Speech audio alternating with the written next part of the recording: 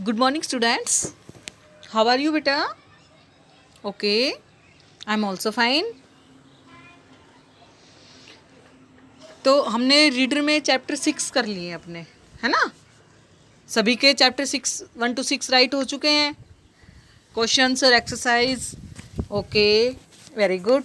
तो आज हम देखते हैं चैप्टर फर्स्ट, भाषा एवं व्याकरण, जो हमारे हिंदी व्याकरण में है.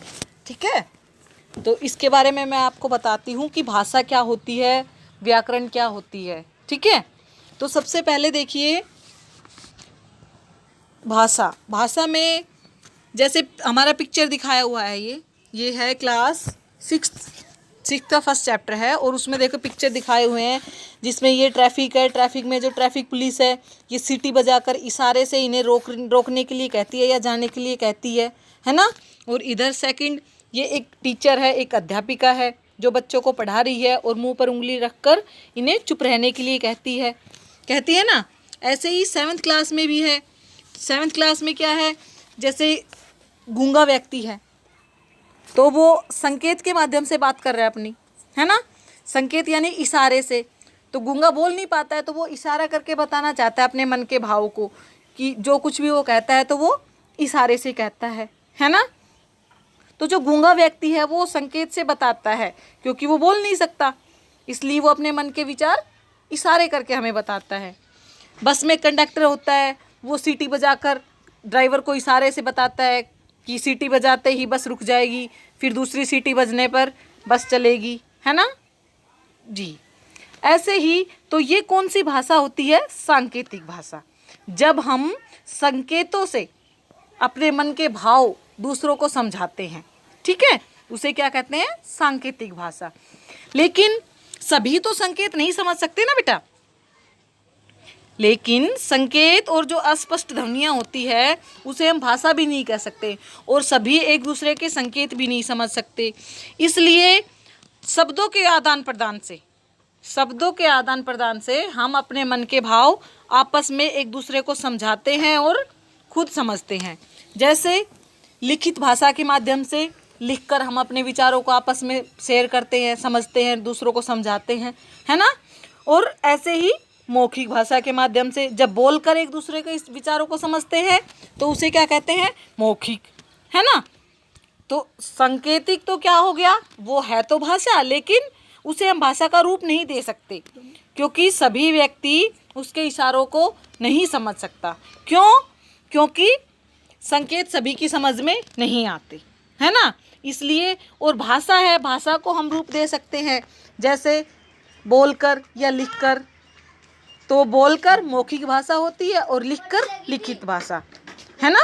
जी हाँ, तो भाषा क्या होती है, भाषा की परिभाषा, भाषा ऐसा साधन है जिसके द्वारा मानव अपने भावों एवं विचारों का आदान प्रदान करता है ना. ऐसे ही 6th क्लास की बुक में मानव मन के भावों और विचारों को बोलकर या लिखकर प्रकट करने के साधन को भाषा कहते हैं. तो दोनों में एक ही बात आती है ना. एक ही बात क्या है कि जिस साधन के द्वारा हम अपने मन के भाव आपस में एक दूसरे को बोलकर या लिखकर समझाते हैं, है ना. एक ही बात है ना, यही समझ आया ना सभी को. जी हाँ, क्या समझा कि जिस साधन के द्वारा हम अपने मन के भावों को आपस में एक दूसरे को समझाते हैं. ये देखो, इसमें देखो, जिस साधन के द्वारा व्यक्ति अपने मन के भावों व विचारों को दूसरों तक पहुंचाते हैं और दूसरों के विचारों को स्वयं समझ सकते हैं, उसे भाषा कहते हैं. तो दोनों से यही बात पता चली है ना. जी हाँ, अब भाषा सभी की समझ में आ गई. Very good. अब आता है भाषा के रूप. भाषा के कितने रूप होते हैं, मैंने आपको अभी बताया है कि भाषा को या तो हम लिखकर या बोलकर आपस में एक दूसरे को समझाते हैं, है ना. तो जब हम बोलकर अपने विचारों का आदान प्रदान करते हैं तो उसे क्या कहते हैं, मौखिक भाषा. वो कौन सा रूप होता है भाषा का, मौखिक रूप. Very good. और जब हम लिखकर अपने विचारों का आदान प्रदान करते हैं तो वो भाषा का कौन सा रूप होता है? भाषा का लिखित रूप। Very good. तो जब हम बोलकर अपने विचारों का आदान प्रदान करते हैं तो वो होता है मौखिक रूप, और दूसरा जब लिखकर अपने विचारों का आदान प्रदान करते हैं तो वो भाषा का लिखित रूप कहलाता है। ओके जी हाँ। अब देखिए मैं आपको एग्जाम्पल भी देती हूँ, उदाहरण बताती हूँ मौखिक भाषा के। जैसे फ़ोन पर बात करना, आपस में बातचीत करना। जब दो आपस में बैठकर बातचीत कर रहे होते हैं बोलकर, तो वो भाषा का कौन सा रूप होता है? मौखिक रूप। जैसे मम्मी फ़ोन पर बुआ जी से बातें कर रही हैं, है ना। पापा फ़ोन पर अपने बॉस से बातें कर रहे हैं। स्कूल में या कक्षा में दो बच्चे आपस में बातें कर रहे हैं, तो ये कौन सा रूप हो गया भाषा का?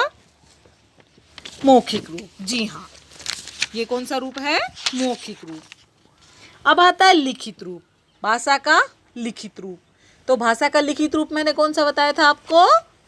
जी हाँ, जब व्यक्ति लिखकर अपने मन के विचारों को बांटते हैं या आपस में शेयर करते हैं तो उसे भाषा का लिखित रूप कहते हैं। ठीक है, जब हम लिखकर अपने विचारों का आदान प्रदान करते हैं तो वो भाषा का लिखित रूप कहलाता है। जी हाँ, जैसे राधा पत्र लिख रही है,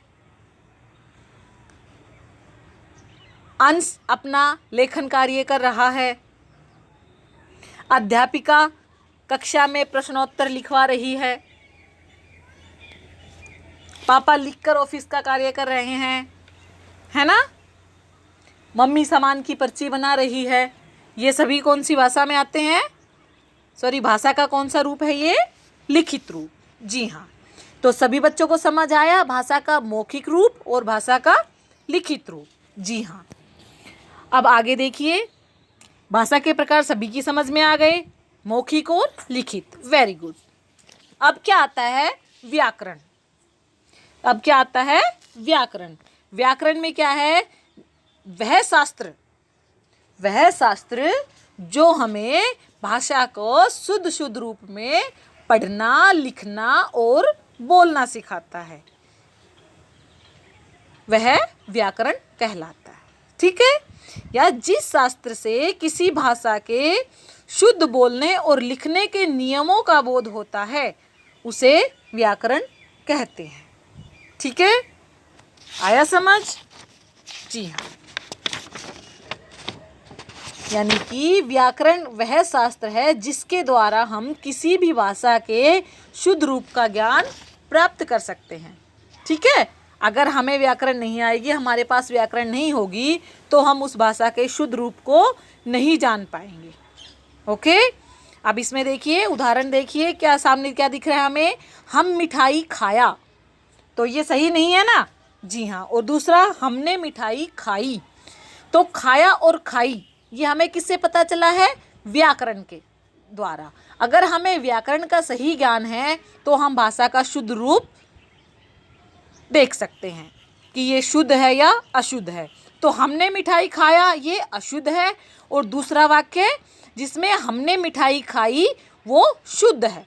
क्यों? क्योंकि मिठाई स्त्रीलिंग है, मिठाई स्त्रीलिंग है और उसमें खाई ना कि खाया, है ना।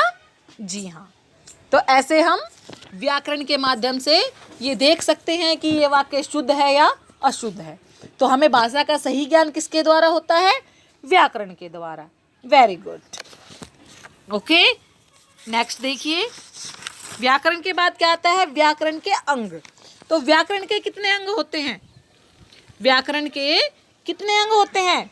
व्याकरण के मुख्य रूप से 4 अंग होते हैं: वर्ण विचार, शब्द विचार, वाक्य विचार और पद विचार। ठीक है, ये 4 अभी आप इनके नाम देख लीजिए, यही लर्न कर लीजिए। उसके बाद इनके अलग से चैप्टर है, नेक्स्ट चैप्टर वर्ण विचार का है, उसमें वर्ण के बारे में पूरी डिटेल से बताया गया है, वो फिर नेक्स्ट वीडियो में सेंड करूँगी मैं। ओके, उसके बाद शब्द विचार का भी अलग चैप्टर है, वाक्य विचार का भी और पद विचार का भी, है ना। नेक्स्ट क्या आता है? लिपि।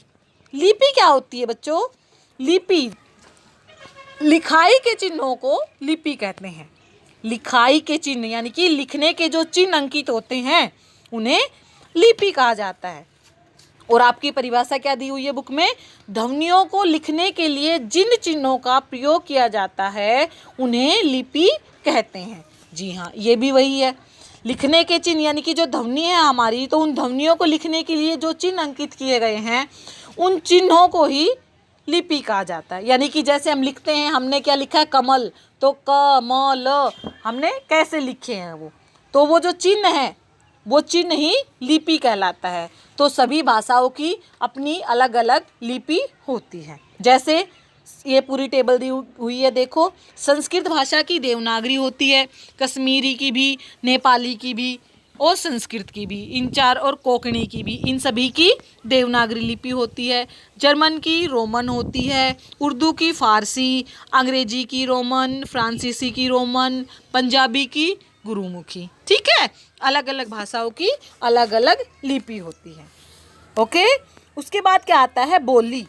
बोली क्या होती है? देखो, भाषा के क्षेत्रीय रूप को बोली कहते हैं। यानी कि जो क्षेत्र विशेष में बोली जाती है, केवल एक क्षेत्र में बोले जाने वाली बोली बोली कहलाती है। ठीक है, जैसे एक क्षेत्र में, जैसे हरियाणा क्षेत्र है, तो हरियाणा में जो भाषा बोली जाती है, जो बोली बोली जाती है, उसे हरियाणवी बोली कहते हैं। ठीक है, ऐसे अलग अलग जगह पे जो भाषा बोली जाती है, जो बोली बोली जाती है, उसे बोली कहते हैं। जैसे बिहार में रहने वाले लोग बिहारी बोलते हैं ना, तो इसलिए भोजपुरी बोलते हैं वो, तो उनकी वो बोली होती है। जैसे बिहार बिहारी, भोजपुरी, हरियाणा में हरियाणवी बोलते हैं, कश्मीर में उनकी अलग भाषा होती है, उसे डोगरी कहते हैं। राजस्थानी लोग होते हैं, वो मारवाड़ी भाषा का प्रयोग करते हैं, है ना। तो वो क्या होती है? वो उनकी बोली है। यानी कि क्षेत्र विशेष में जो बोली बोली जाए वो बोली कहलाती है। ओके, ठीक है। नेक्स्ट आता है राष्ट्रभाषा। राष्ट्रभाषा क्या होती है? राष्ट्रभाषा वह भाषा है जिसका प्रयोग लगभग सारे राष्ट्र में किया जाता है, और हमारे भारत देश की राष्ट्रभाषा कौन सी है? जी हाँ, हिंदी। Very good. हमारे भारत देश की राष्ट्रभाषा है हिंदी। गुड बेटा, सभी को पता है ना? Very good. नेक्स्ट आता है राजभाषा। राजभाषा जो सरकारी कामकाज में जिसका प्रयोग होता है वह राजभाषा कहलाती है। वह भाषा जिसका प्रयोग सरकारी कामकाज में होता है वह राजभाषा कहलाती है। ठीक है, भारत के संविधान के अनुच्छेद 343 के अनुसार हिंदी को भारत की राजभाषा घोषित किया गया है ना। इसलिए भारत के सभी सरकारी कामकाज हिंदी भाषा में होते हैं। ठीक है, इसलिए हिंदी को राजभाषा घोषित किया गया है। ओके बेटा, गुड। तो सभी बच्चों को ध्यान से ये वीडियो देखनी है और सुननी है, और ये वीडियो सुनने के बाद इसको 2 टाइम सुनना है, और उसके बाद चैप्टर को रीड करना है अच्छे से 2 टाइम।